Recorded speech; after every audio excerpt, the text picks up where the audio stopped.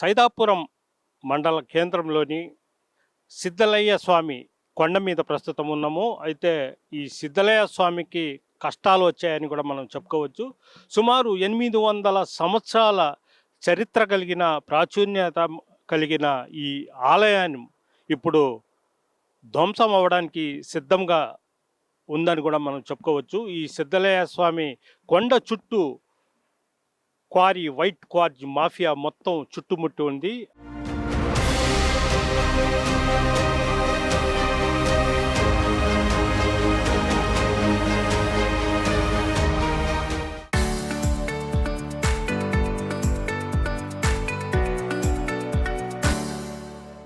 అయితే రాత్రి పగలు తేడా లేకుండా 24 గంటలు పెద్ద ఎత్తున ఇక్కడ ఈ వైట్ క్వార్జ్ బాంబులతో విధ్వంసం సృష్టిస్తూ వైట్ క్వార్జ్ ధనమే ధ్యేయంగా ముందుకు వెళ్తుండటంతో ఈ కొండ నెరలు వచ్చి పగిలిపోయే ప్రమాదం ఏర్పడింది.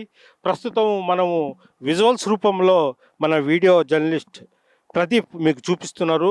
కొండ చుట్టూ సుమారు 4-5 వైట్ క్వార్జ్ క్వారీలు ఉన్నాయి. అయితే ప్రభుత్వ నిబంధనల ప్రకారం వాళ్ళకి ఇచ్చిన ప్రాంతంలోనే వాళ్ళు వైట్ క్వార్జ్ తవ్వకాలు జరపాలా. అలా కాకుండా ఈ సిద్ధలయ్య స్వామి కొండకు ఆనుకొని దగ్గరికి రావడంతో ఈ బాంబులు పెట్టి పెద్ద పెద్ద ఈ క్వారీల్లో పేల్చడం వల్ల మొత్తం కొండ మొత్తం కదిలిపోతుంది.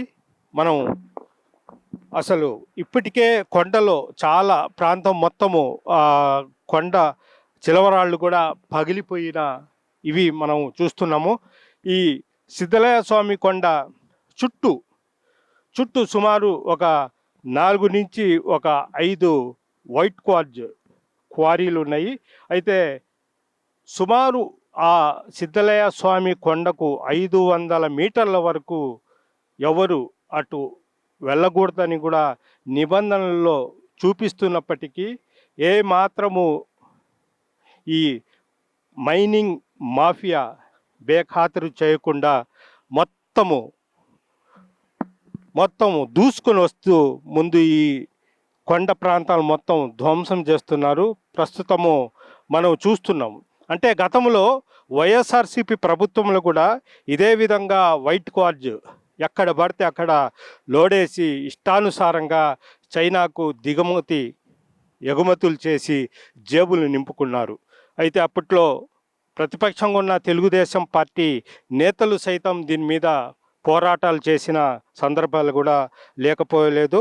అయితే ప్రస్తుతము కూటమి ప్రభుత్వం అధికారంలోకి వచ్చిన తర్వాత ఏమాత్రము అప్పట్లో ఏ విధంగా జరుగుతుందో ఇప్పుడు కూడా అదే విధంగా కొనసాగుతానే ఉంది.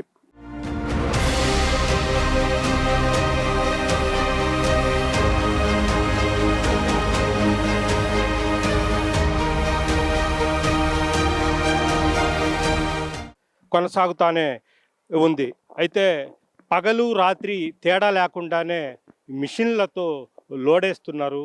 అయితే ఇక్కడికి వచ్చే భక్తులు సైతము ఆవేదన వ్యక్తపరుస్తున్నారు. సుమారు 800 సంవత్సరాలు చరిత్ర కలిగిన ఈ ఆలయము ఈ వైట్ క్వార్జ్ మాఫియా చేతుల్లో పడి మొత్తం ధ్వంసమయ్యే ప్రమాదం ఉందంటూ కూడా ఆవేదన వ్యక్తపరుస్తున్నారు. అయితే ఈ విషయం మీద సంబంధిత అధికారులకు తెలిసినా చూసి చూడనట్లు వ్యవహరిస్తున్నారు. అయితే ఈ వైట్ క్వార్జ్ మాఫియా వెనుక కూటమి నేతల అండదండలు ఉండడంతో ఇటు పోలీసులు, ఇటు మైనింగు, ఇటు రెవెన్యూ శాఖ అధికారులు అందరూ మౌనంగా ఉండిపోవడం జరిగింది. అయితే ఈ కూటమి ప్రభుత్వంలో ఉండే కొంతమంది పెద్దలు డబ్బే ధ్యేయంగా ఈ దురాక్రమణలకు పాల్పడుతున్నారని కూడా మనం అనుకోవచ్చు.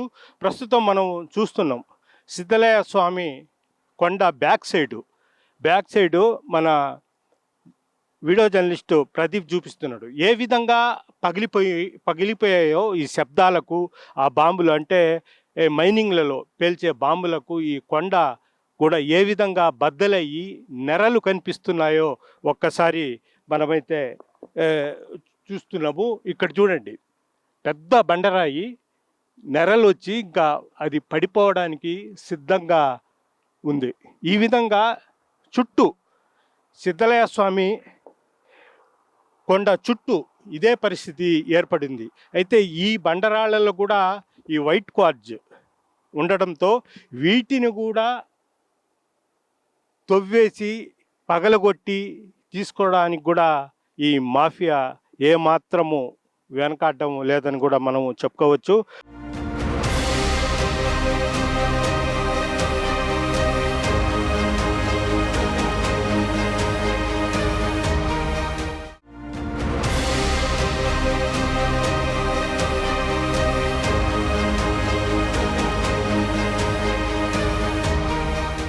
అయితే ఈ ప్రాంతంలో అయితే ఇప్పటికే సిద్ధలయ్య స్వామి కొండ చుట్టూ ఈ వైట్ క్వార్జ్ మాఫియా చేరిపోవడం జరిగింది. ప్రధానంగా అంతేకాదు ఈ ప్రాంతంలో ఉండే రాళ్లలో చాలా విలువైన రాళ్ళు అవ్వడంతో ఇక్కడ ఈ చూస్తున్నాం ఈ ఇందులో కూడా వైట్ క్వార్జ్ ఇది ఉంది.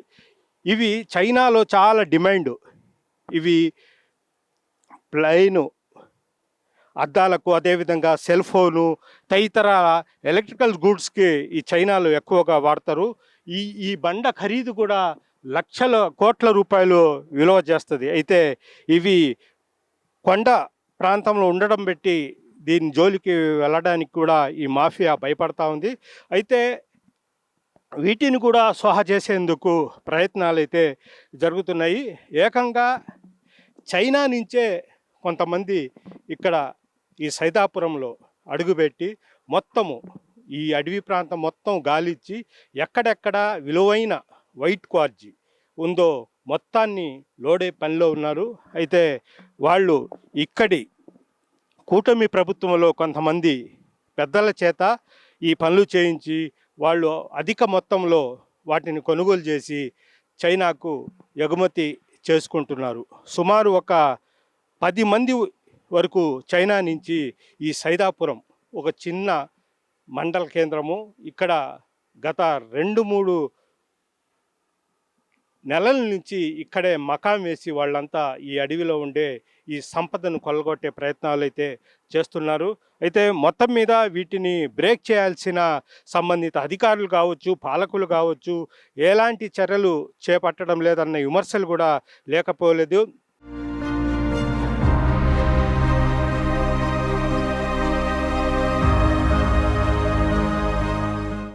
గతంలో వైఎస్ఆర్సీపీ హయాంలో కూడా ఇదే విధంగా జరుగుతుంటే అప్పట్లో ఈ తెలుగుదేశం పార్టీకి చెందిన నాయకులు, అదేవిధంగా బీజేపీ, జనసేన నేతలు మొత్తం పెద్ద ఎత్తున ఆందోళన కార్యక్రమాలు చేపట్టడం జరిగింది, ధర్నాలు చేపట్టడం జరిగింది. ఈ అక్రమ క్వారీలను నిలిపివేయాలంటూ పెద్ద ఎత్తున ఇది రాష్ట్ర వ్యాప్తంగా ఆందోళన కూడా చేపట్టిన సందర్భాలు లేకపోలేదు.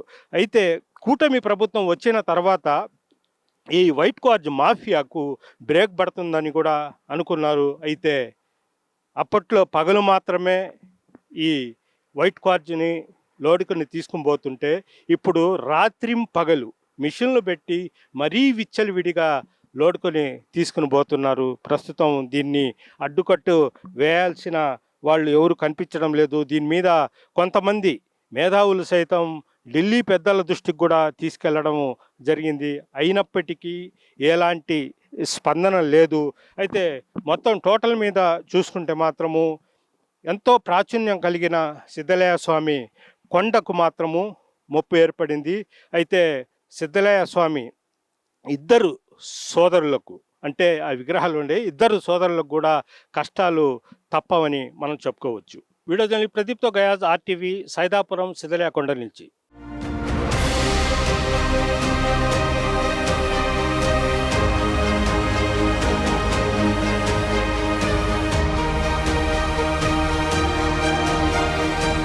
చరిత్ర సృష్టించినోడు